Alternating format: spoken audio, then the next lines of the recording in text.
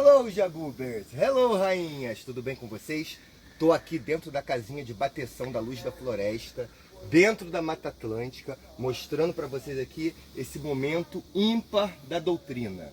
A bateção é um rito sagrado onde a gente transforma o jagube em pó e bagaço para ir para a panela cozinhar.